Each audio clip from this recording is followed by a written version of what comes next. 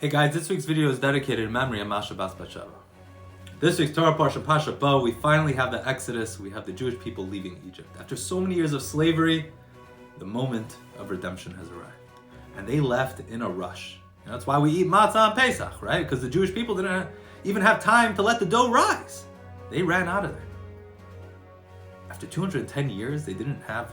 How long does it take for dough to rise? Whoever's done a challah bake, right? We know from the Model Matzah Bakery, 18 minutes begins the process. But even for a beautiful, fully risen dough, a few hours.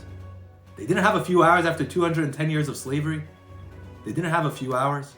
Now, conventional wisdom will tell us that they were worried that the Egyptians would change their mind, right? They're pretty flaky. They got out of there in a hurry.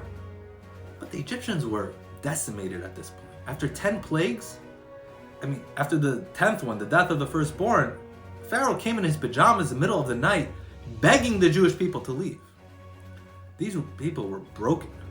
They weren't going to put up much of a fight. The Rebbe kind of turns this around and says, it's not the Egyptians that God was worried about. It's us. It was us, the Jewish people. God was worried we would have a change of heart.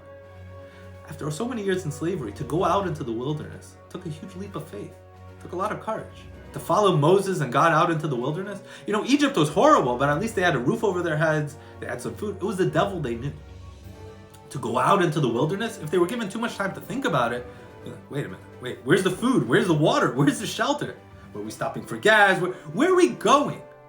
And in fact, we see this later in the Torah. As soon as they, next week, when they come to the Red Sea, a whole group of Jews say, let's go back to Egypt. What are we doing out here?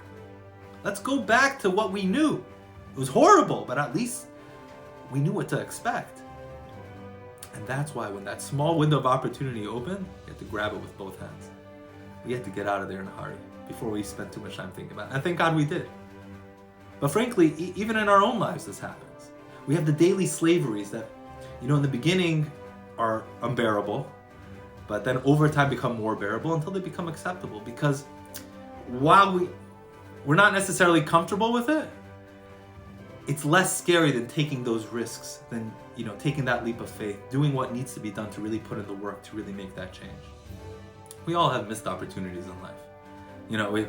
There was that house we could have bought, there was that stock we could have sold, there was that relationship we could have had. We all have these missed opportunities that come around. Even in our Jewish life as well. Now more than ever, we have resources. There's that Friday night dinner, there's the class we could take, there's that mitzvah we could have taken. When those opportunities present themselves, we got to grab them with both hands. When opportunity comes knocking, let's answer the door. Shabbat Shalom.